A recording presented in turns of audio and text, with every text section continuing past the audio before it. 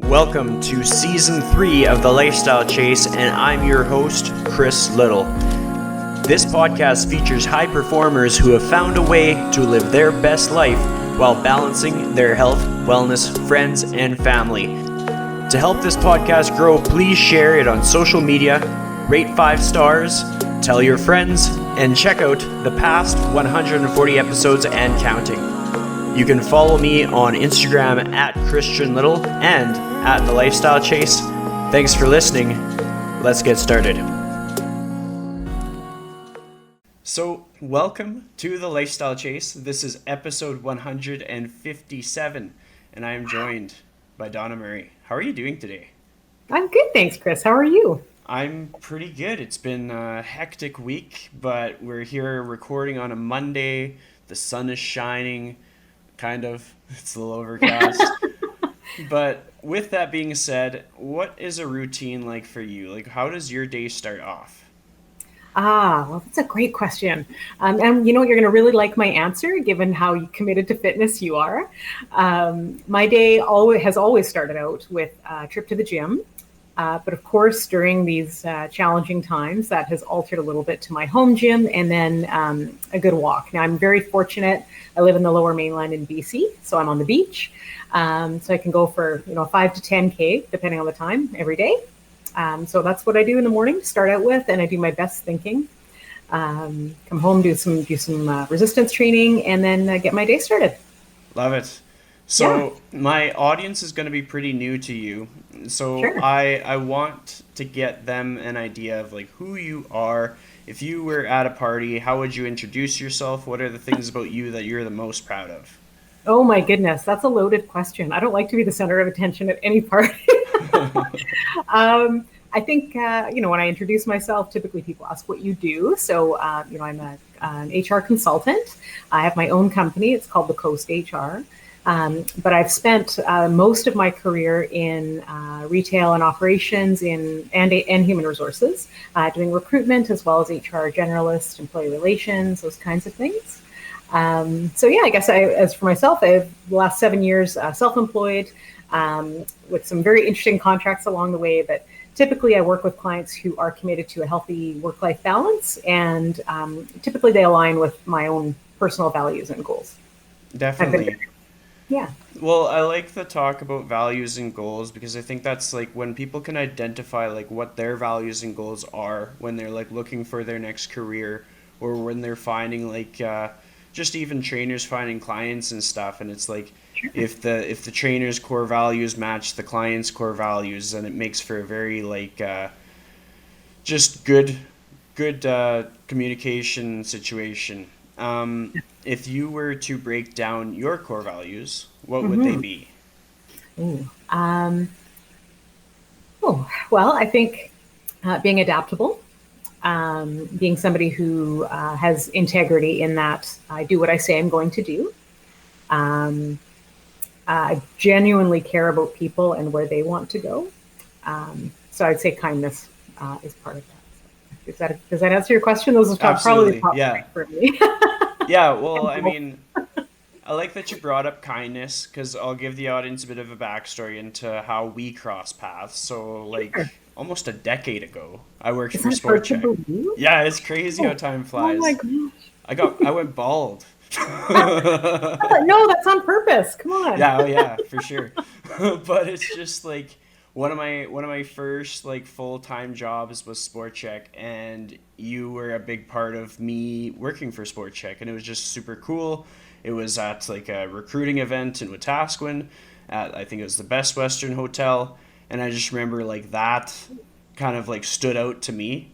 And then when I transferred to an Edmonton store, you kept in contact, and then we've managed to stay connected ever since. And it was just, for me, it was like, okay, we have some like common core values. There's things that we are passionate about that go beyond like which company we work for or what we're doing. And I thought that that was super cool.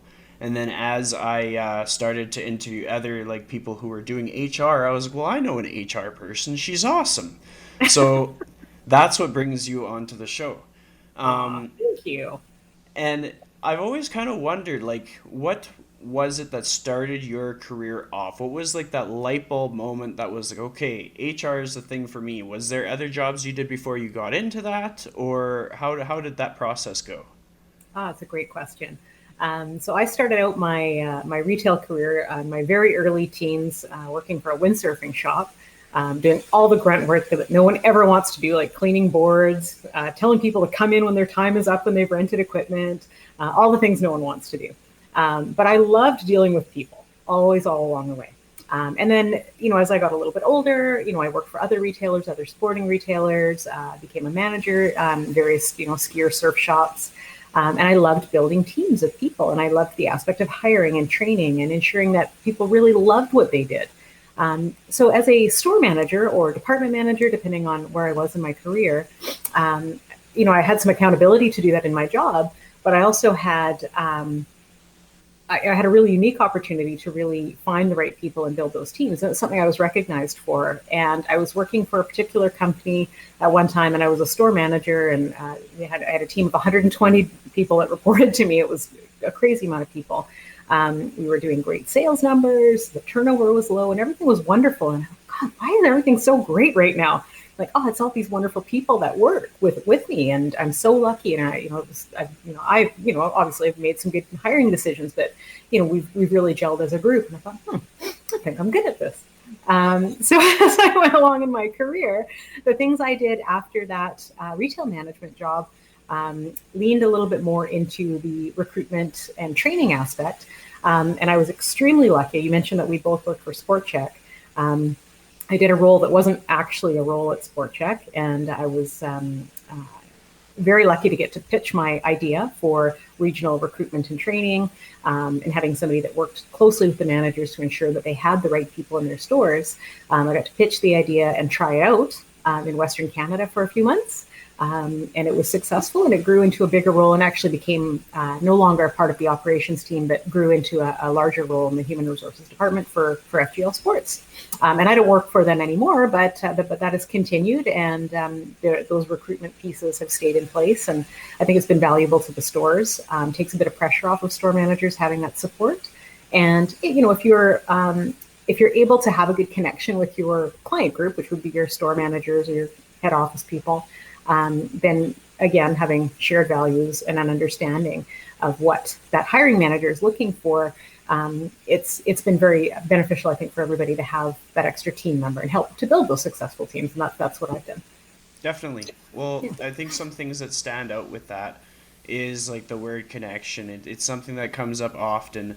And just the whole concept that you talked about in having, like, building a good team, like it kind of comes down to whatever industry you're in. If you're able to elevate the people that are around you in that industry, like, that's going to take a load off of you, and it's not going to hold you back either.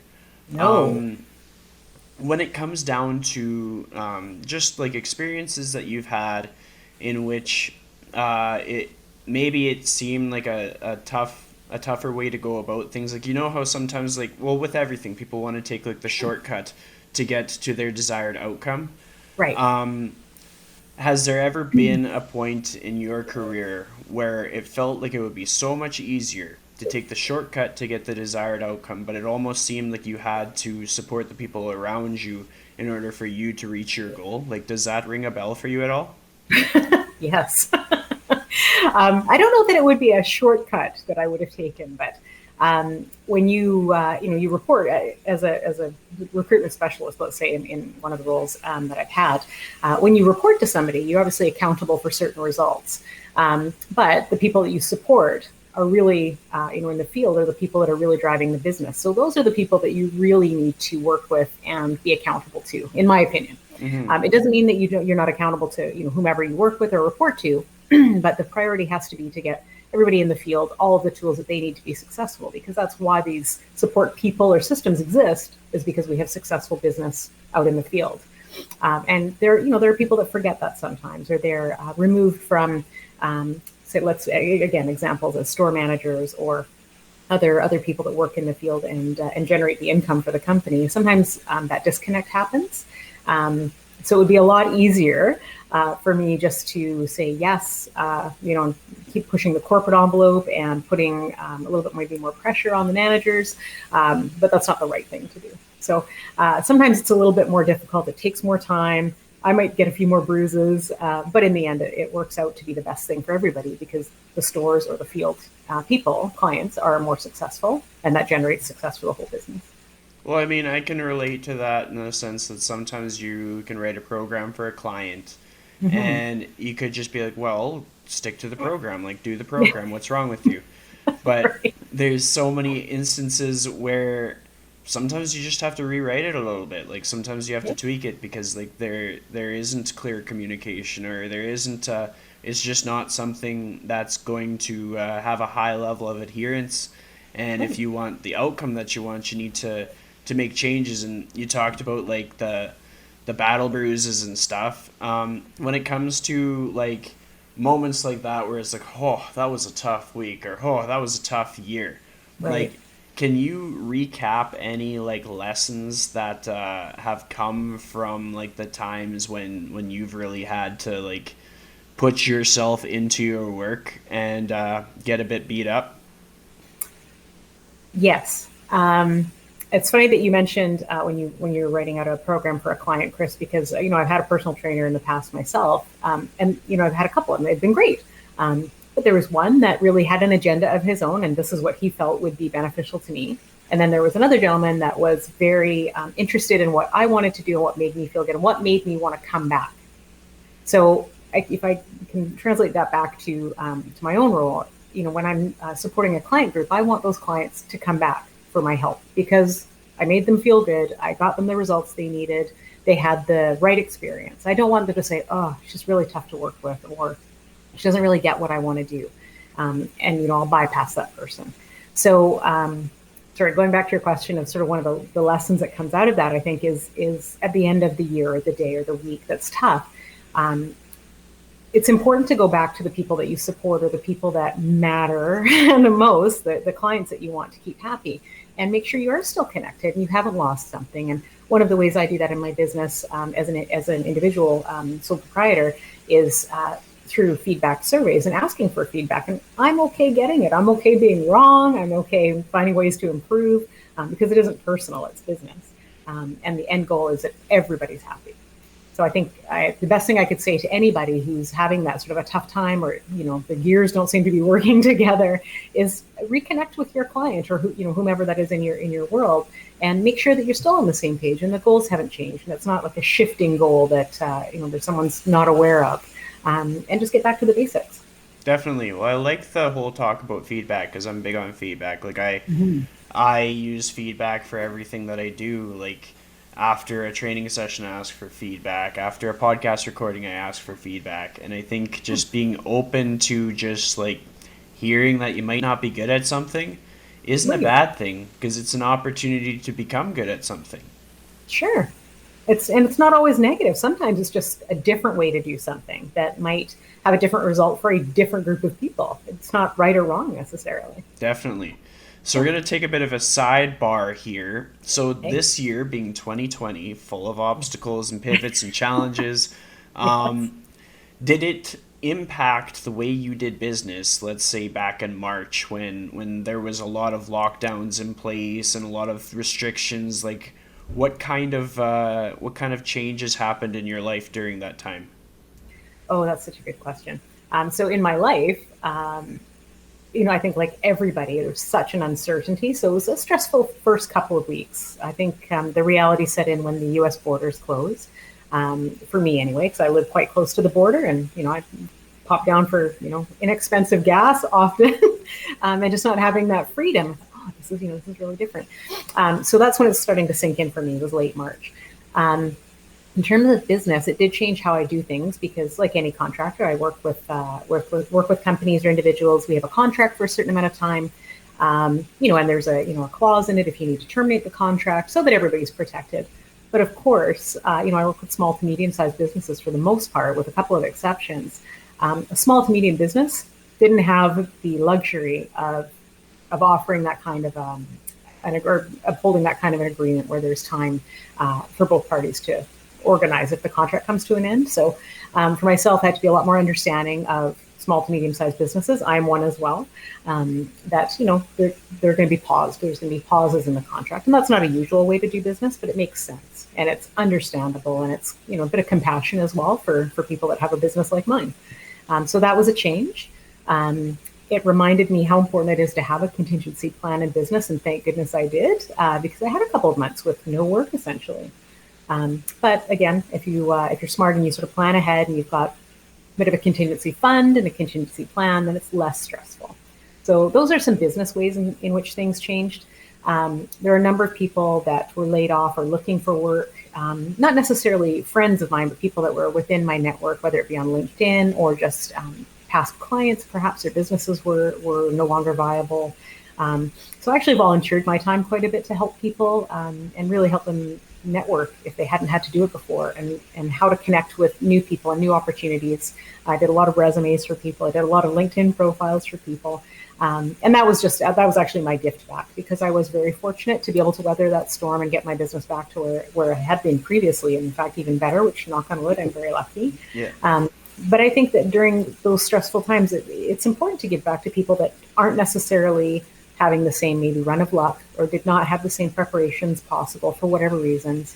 And I think when we do that, it's how we learn and grow as business people and individuals, but it's also just the right thing to do when everybody's coming together to try and make things better. Yeah, well, I mean, I completely agree, and I definitely saw like a lot of different similar situations where people who were all right kind of needed to help people who were not as all right. Yes. And it's amazing how everybody's different skill set can complement the life of someone else. Like, you don't have to be at the top. You can be somewhere in the middle. And Sure. like you talked about resumes, you talked about networking, and those are two things that I think are pretty important to just about anybody who listens to this. When it comes to networking, and let's talk about LinkedIn specifically, because LinkedIn is kind of foreign to me. I don't know LinkedIn that well. Sure. What is the advice that you would impart on someone in genuinely networking on LinkedIn in a way that is meaningful, that can be impactful, and not just like blank, like connect, done, walk away kind of thing? Brilliant. Yeah. That's a good point. I mean, I have a lot of people that connect with me who I don't know, or we have one connection in common. And in some cases, if it's complementary business, then I would connect with that person. But typically, I'm looking for somebody that knows someone I know, and doesn't just know someone I know on paper, but it's someone I've worked with in the past, one of my primary connections. So if you're an individual out there trying to connect with more business people, or trying to grow your network on LinkedIn, which I highly advise for everybody, look at who you know and start there. Then look at who they know and ask for introductions. So, for example, Chris, if you had a network of people that are looking for, if they're looking for a new job, you can say, hey, well, in my network, I have a recruitment professional, and that would be me.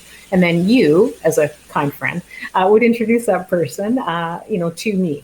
And having an introduction like that through an actual known contact is a much better way to network than just blanket requests, or blanket links, I guess is the right way to put it for LinkedIn.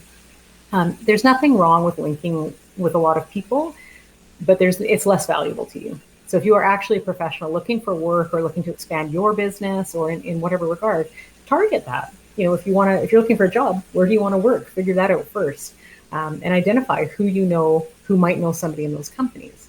Networking, it has a strategy behind it rather than just a lot of connections. Yeah. Well, I like how you outline that, and even just like in putting some more thought, like deeper thought into like who are you connecting with and why, and like what is the purpose, and not just to like increase the number of connections that you have, but increase the impact that you can have as someone who helped out someone else, or someone who like moved the needle towards where you want to go. Yeah. It's just something that I find interesting. I think it's like a missed opportunity for a lot of people in the fitness industry, because we kind of like stay away from that social network. We're very busy on Instagram, but we're not so busy on LinkedIn. And so it's always Right. something that I like to ask people about.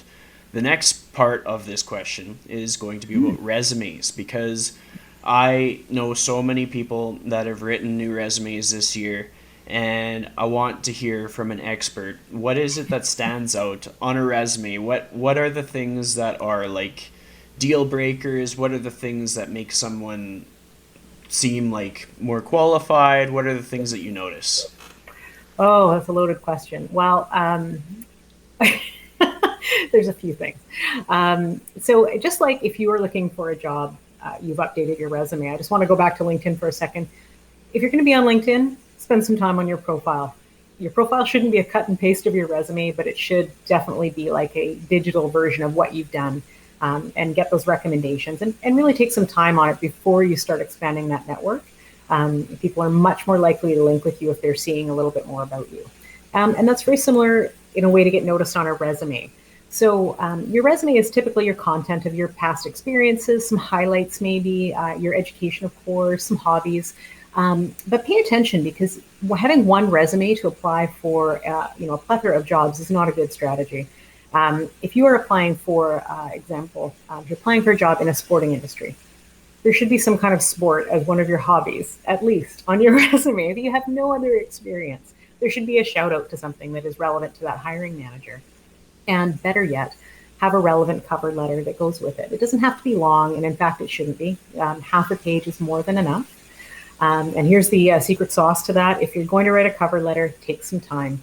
Find out the name of the person, or very good guess of the person that will be doing the hiring, or somebody that's maybe a part of that team, and address it personally. The language in a cover letter should reflect the job posting. So if you're responding to a posting for a job, the language should reflect what you've seen in that posting. So, for example, if there's certain buzzwords that are unique to that company, use them. If you're not applying to a posting, and you shouldn't be, because only 22% of vacancies get posted, the rest are filled through networking. Take some time on that company's website and learn about their mission statement, learn about what their core values are, and echo some of that language in your cover letter, and it will stand out to the hiring manager. I'll give you a great example. I had over 200 applicants for one role in Calgary recently. So 200 management resumes to read is a lot.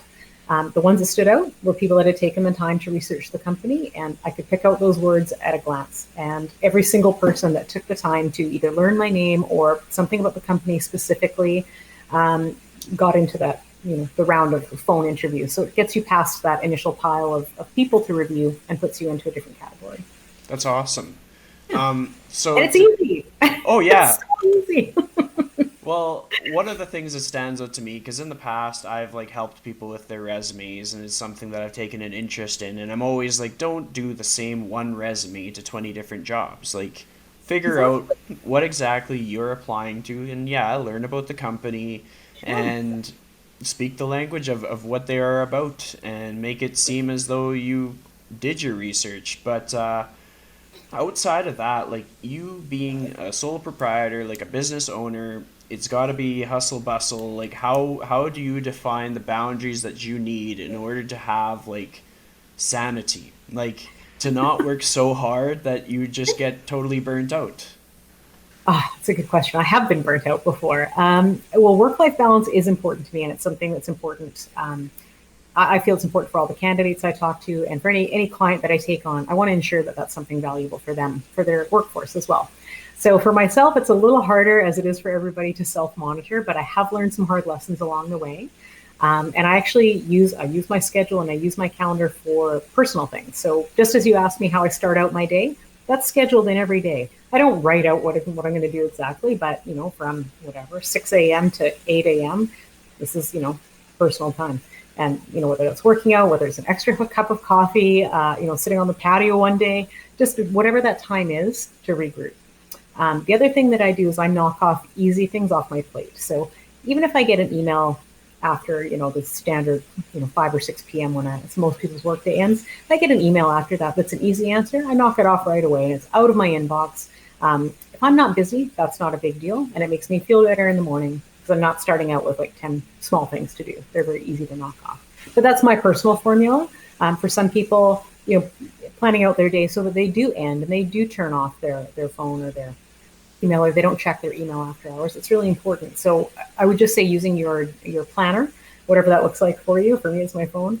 To plan out your personal time and take breaks, and ensure whatever technology is available to you. If it helps you stay healthy and balanced, use it. You use a Fitbit or an Apple Watch or whatever. My Apple Watch transformed my life in terms of reminding myself to get up and get active when I'm sitting at my desk all day. Whatever you have at your disposal, use it. There's so much technology out there to help us.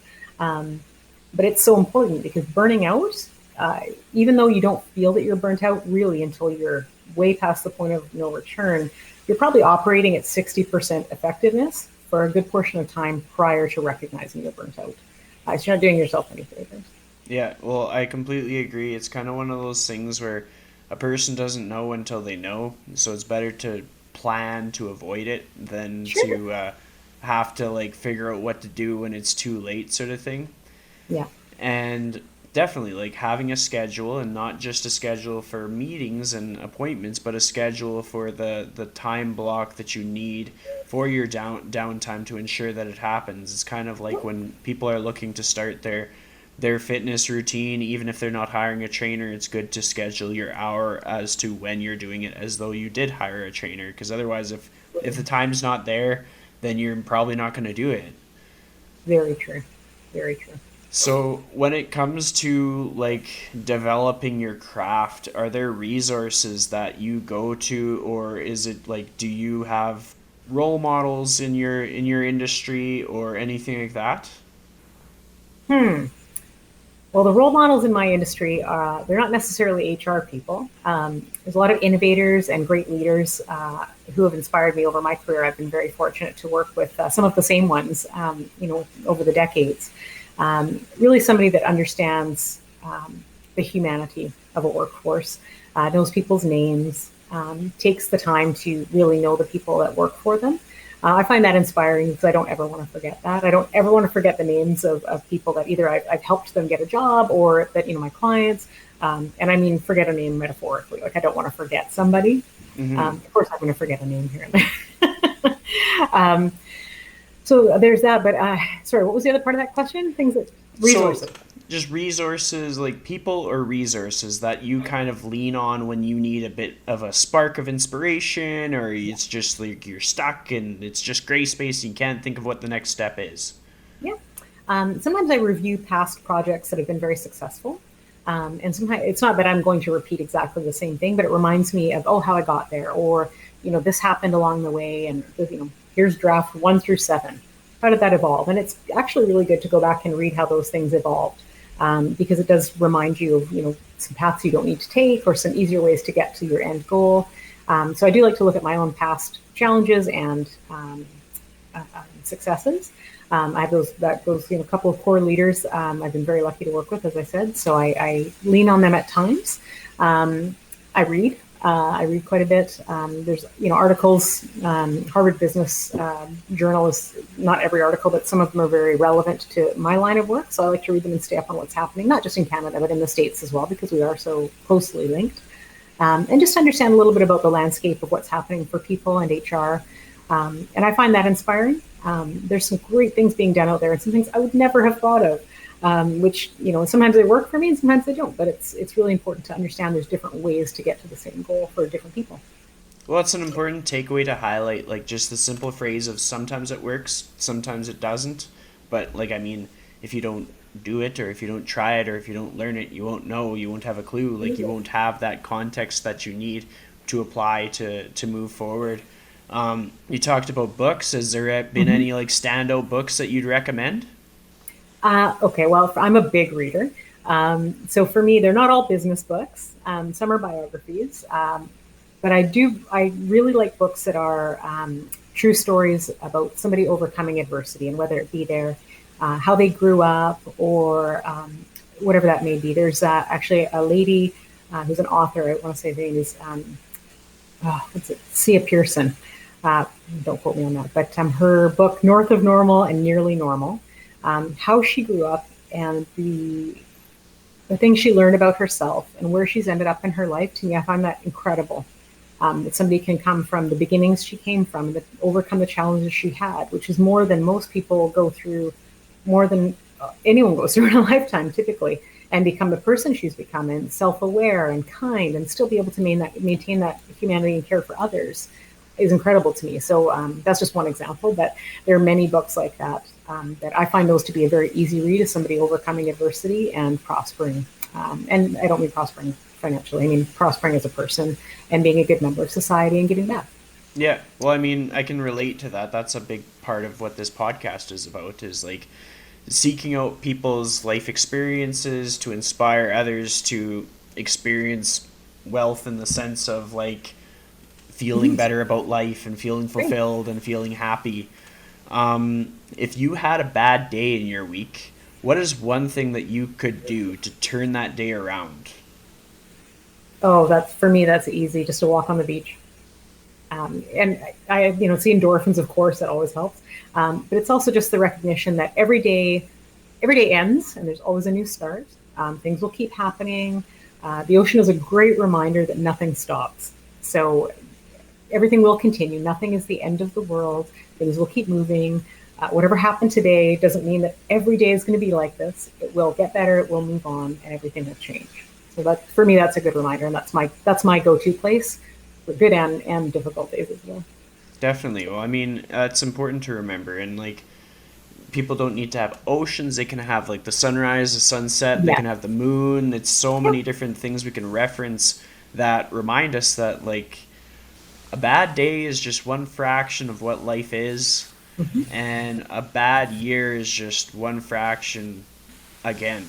Yep. So we can move on, we can prevail, we can get stronger, we can have those comeback stories that people write books about. Are you someone that sets a lot of goals, like for your future years? Some. I try not to lock myself in too much because life changes, and my personal experience in life is it has changed quickly and in ways I would never have imagined. So to lock myself in feels a little bit constraining to me. I kind of like to see what's ahead and where things are going, and be adaptable and be open to new change or to new adventures or new opportunities. However, I have some basic goals.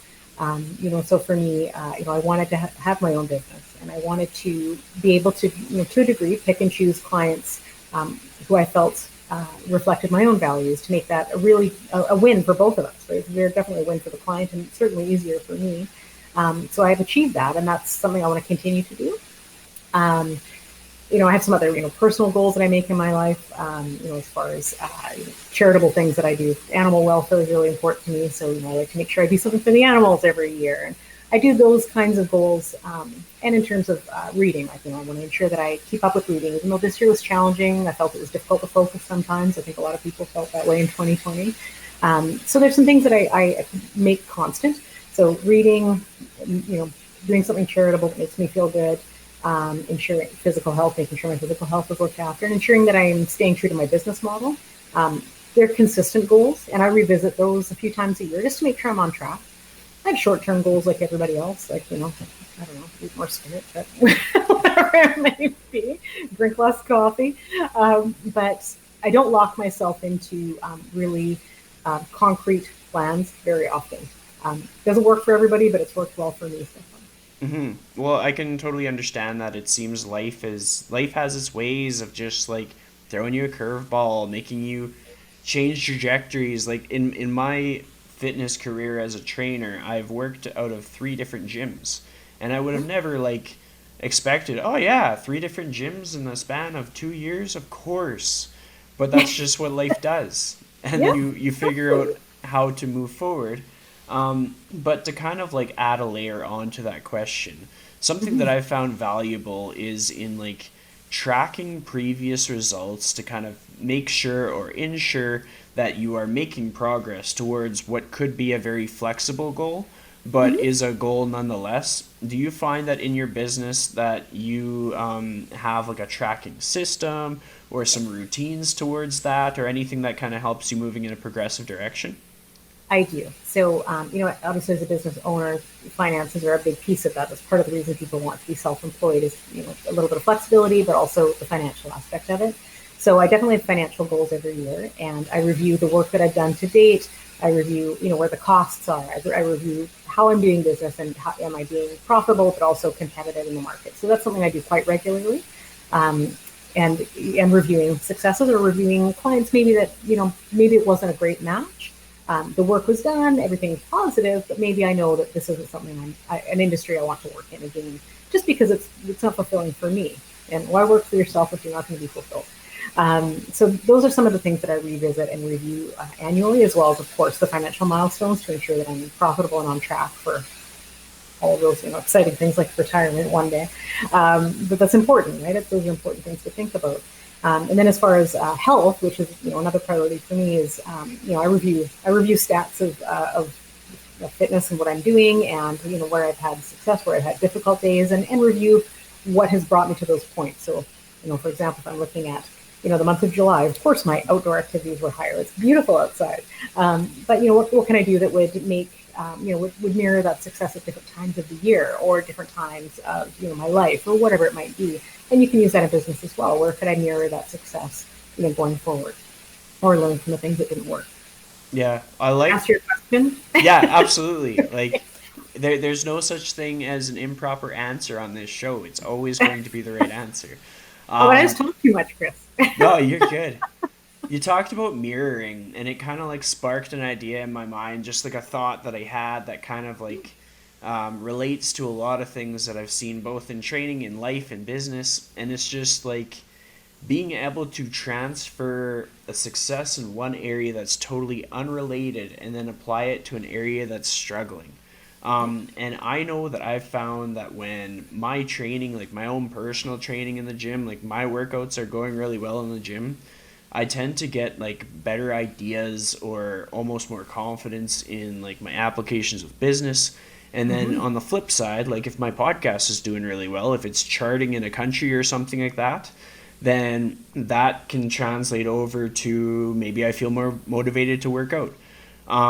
With your career, have you ever had an instance that kind of caught you off guard where you had a win in one area and it just came at a good time and you were able to like mirror that over to another area that needed a bit more oomph, or is that something that doesn't really spark anything for you?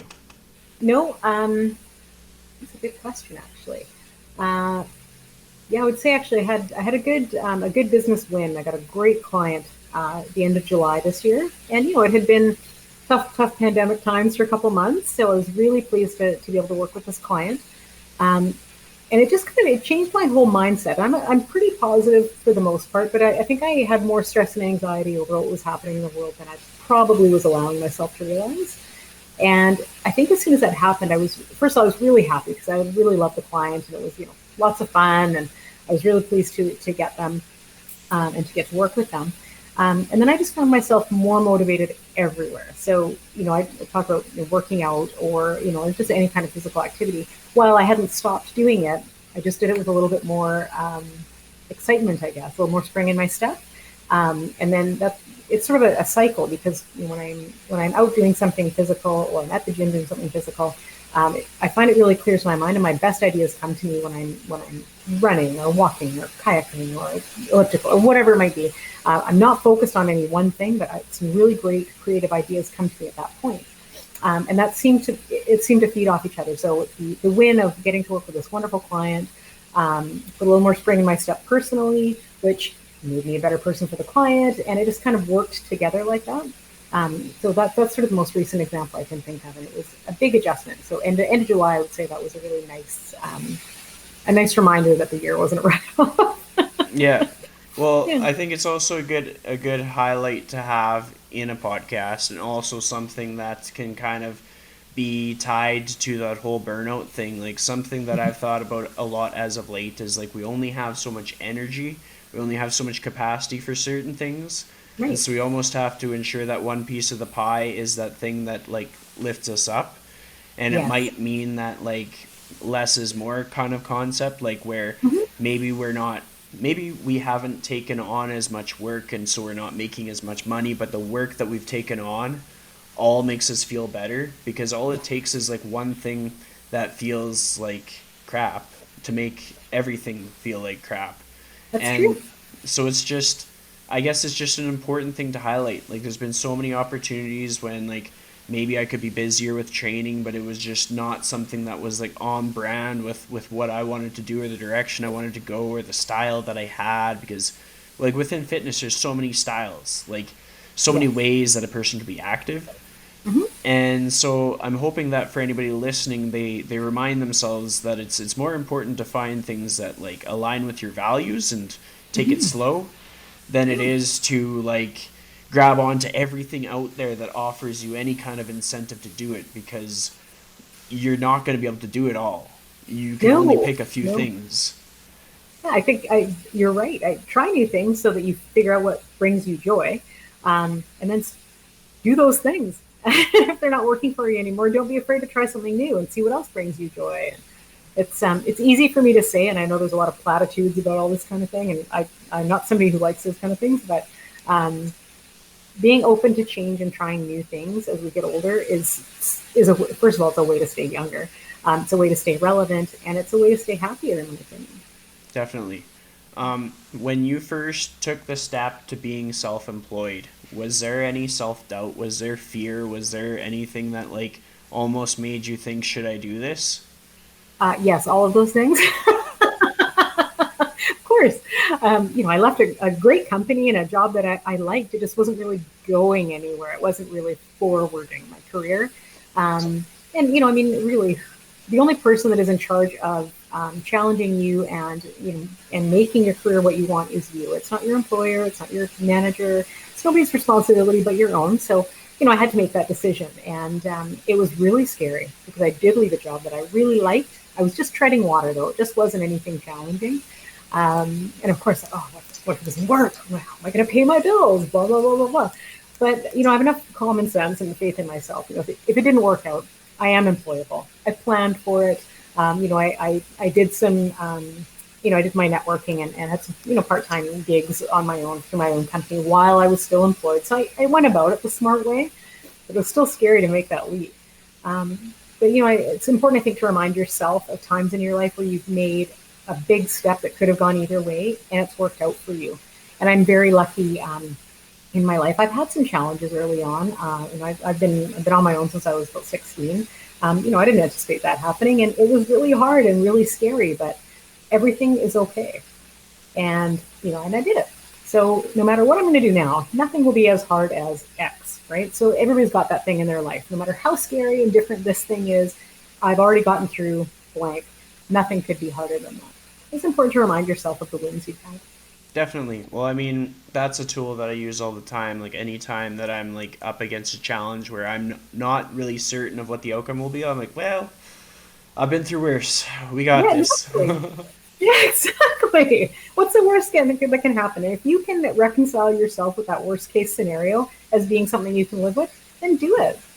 Yeah, completely agree. And I think it sort of, when you said there was like really nothing wrong with the role that you're in, but you just felt like you needed more, that I felt that. I was like, that's me every single time. It's like half the time there's nothing broken necessarily. It's just like I have a purpose that's a greater calling than whatever I am aware of here, and I need to figure out what that is and like define it on my own terms, or else I'm going to feel empty. And so I'm hoping that people that feel a bit of emptiness start to think, oh, maybe I should get out there and take a few risks, healthy risks, like Of course. Yeah. stockpile some backup cash. But like Yes. Yeah. life is short; you only get one chance, so take a few chances now and then. I would rather regret things I do than things I don't do. And I don't, knock on wood, I don't have that many regrets in my life or any real big ones. Maybe a few little ones, but nothing major. I'm glad for all the risks I've taken. And I think that part of that is being able to see the gray. Not everything's black and white. If you get caught up in thinking a certain way and you're just stuck in that way, it's just you're going to be stuck as a person. So embrace that gray and see where it leads you, and have your values obviously, and be true to yourself. But don't hurt other people. But it's okay that things are gray. It's okay that you don't know what's happening all the time, and it's okay to take those chances. Those are the best rewards. Nothing great happens because you stay status quo all the time. Definitely.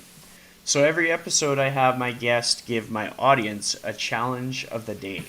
And so I'm going to ramble a little bit as you think to kind of buy you some time. But essentially, the challenge of the day is something unique to you, and you don't have to overthink it. It doesn't have to be special or fancy, but something that you genuinely think that if the guest adopts, that they will actually see things differently, or maybe encounter a new possibility they never would have thought of. Just something unique to you that if they tried it, you're pretty sure it would be impactful. So whenever you're You ready, don't you're have to just ramble. gonna. I already know what it is. Excellent. Go for it. Some people are going to hate this because it's an overused word of gratitude. So I'm not even going to use that word.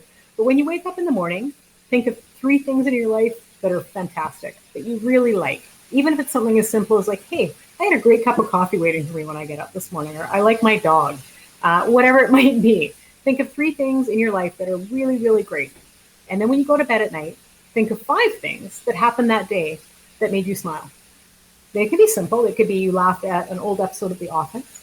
It could be that you went for a walk. It could be that you tried on something that, looks great on you now that you didn't like last week, or whatever it might be. It could be something so silly.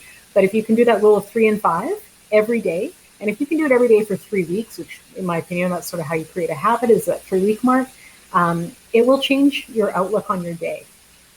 Because you're starting the day with positives and you're ending the day with positives, no matter what happened to you in that day. I can completely confirm this is absolutely true. Like, this is, well, it's one of the most underutilized simple things that people can do to get through really tough times, is to focus on the good so that that is front of mind. And when you have good things on your mind, you're most likely to come up with or attract more good things. Yeah. Like, a person who feels ugly and dark and cloudy on the inside is going to have a hard time finding the bright lights of the world. When self-fulfilling prophecy, right? Yeah. Absolutely. Like, when I get up, especially as of late, I've just been posting a picture of my coffee because I realized, like, in 2020, one thing that's always been there for me is coffee. Oh, and bravo.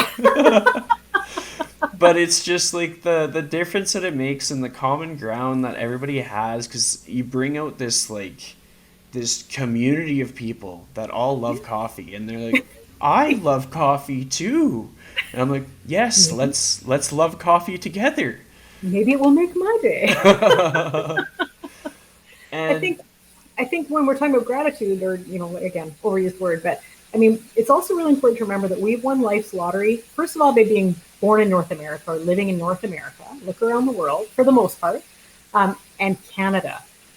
We are very lucky to live here. If you can come up with nothing else in your 3 and 5 every day, you live in Canada. And no matter how difficult your life is or what trials and tribulations are happening, we all have them. There's a lot more for you here than 90% of the rest of the world. And it's important to remember that as well. Definitely. I mean, a lot of people forget what our backyard is, and it doesn't matter which province you're in. There's a lot of wide open spaces that a lot of people don't have. Yeah. Another thing that I'll ask you before we wrap this up is, this is another question that I ask all of my guests, and it's, if you could give one piece of advice to someone on how to live their life to the fullest in the most authentic way, what would that piece of advice be? Get out of your own way. Too often we put obstacles ahead for ourselves. Like, oh, what if this happens? Or, oh, this could happen, and this would be awful if this happened. Stop living in if. Take a chance. Be smart, but take chances. Try something new. Don't get caught in that way of thinking where you are your own worst enemy. It's so true, and I find myself doing it all the time, and fear is the true enemy of your happiness. We're all afraid of something, and I'm not suggesting that that's an unhealthy thing or that you're bad if you have fears. I have fears. But don't let it get in the way of living your life the way you want to live it. You're the only person that you have to please. So Totally don't be afraid agree. to take responses. Yeah. That was awesome. And with that, I would like to thank you for joining me on the show. So thanks so much for joining me, Donna.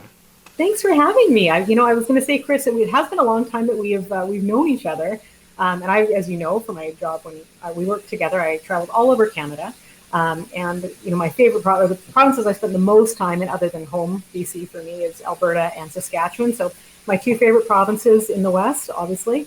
So I just wanted to say thank you, because you're one of the reasons I always enjoy my trips to Alberta. Thank you.